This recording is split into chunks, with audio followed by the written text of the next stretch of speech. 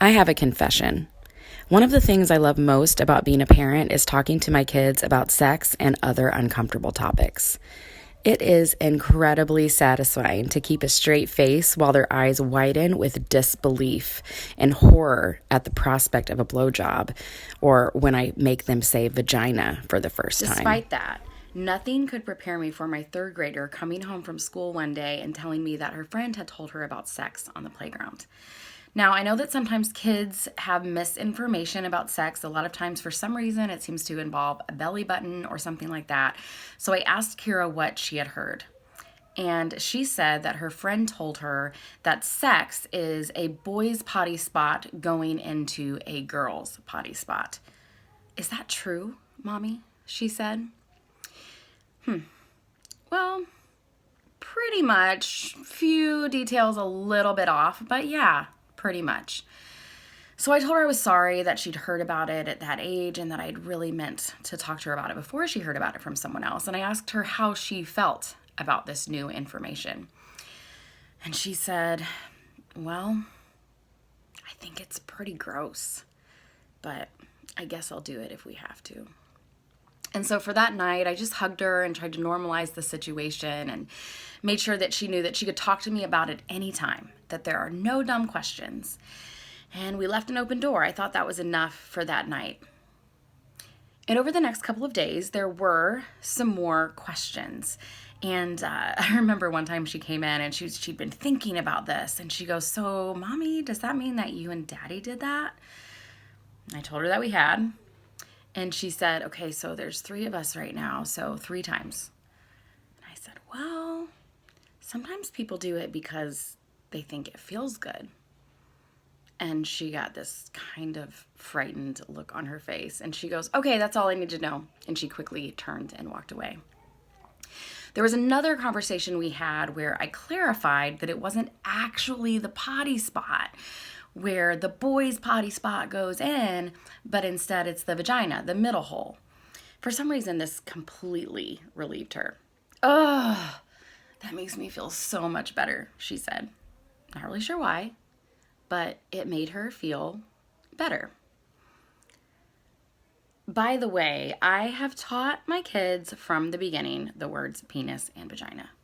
But for some reason, they insist on saying she managed to remain pretty sheltered the next few years. But as she was going into 6th grade, middle school, and a pretty rough school, I knew that there were some things that she needed to be told about. And so I sat her down one afternoon on the back porch the summer before 6th grade, and I said, hey, we need to talk.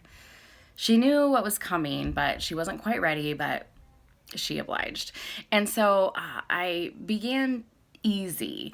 I decided to talk to her about cuss words. And like I said, she was pretty sheltered. So I said, hey, Kira, do you know the cuss words? Do you know all the cuss words? And she said, I don't know. I don't think so.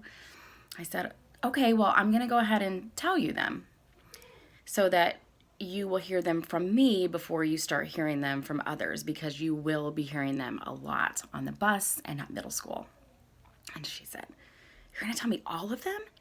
Aren't there like hundreds for every letter of the alphabet? And I said, that's a great idea. Let's start with A. And so we started with ass and just started making our way through the alphabet. I told her the meanings of each one and how they might be used in a sentence.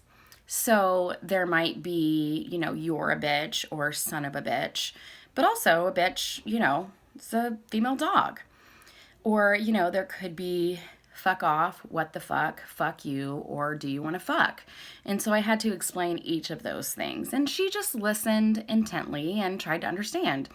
And I just went through as comfortably as I possibly could and managed to keep a straight face. So we got through the cuss words and I asked her how she was doing. Are you okay? You want to keep going? She said yes. So at that point, she knew about homosexuality, but we needed to talk a little bit more about the whole sexuality spectrum.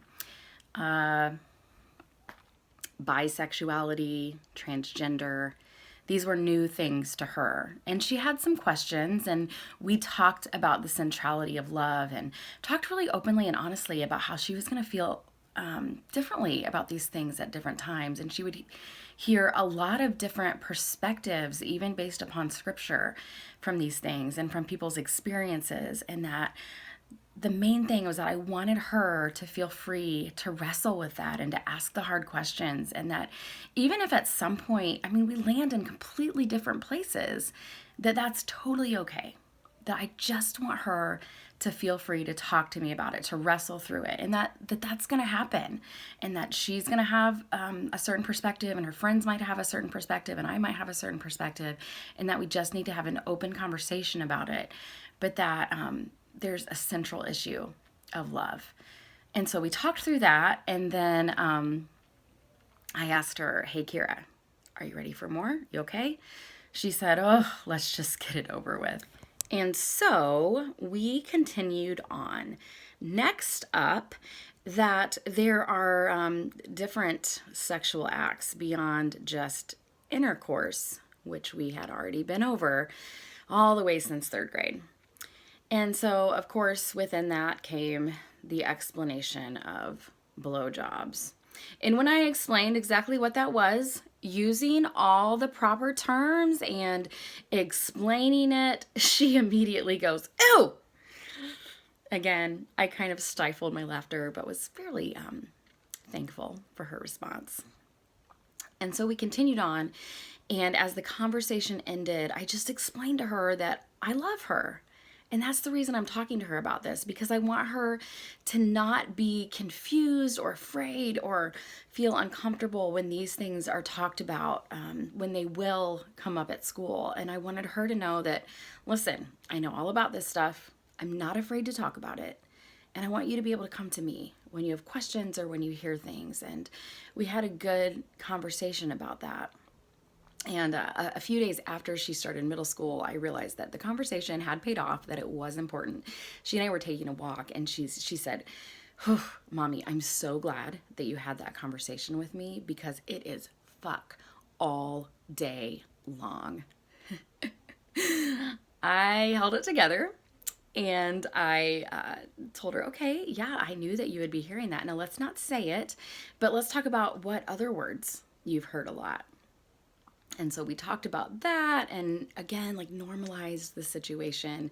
And since then, she has been exposed to middle school boys talking about their sex life and their sex drive in her presence far more often than she would like. She's had both boys and girls hit on her, and we have continued to have some open conversation. And oh, this precious child, she's navigating through puberty the best that she can, with a lot of openness.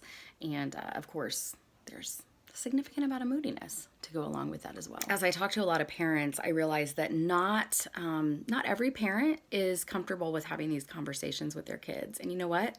That's okay. The important thing is that you acknowledge that you're not comfortable while also acknowledging that it's important.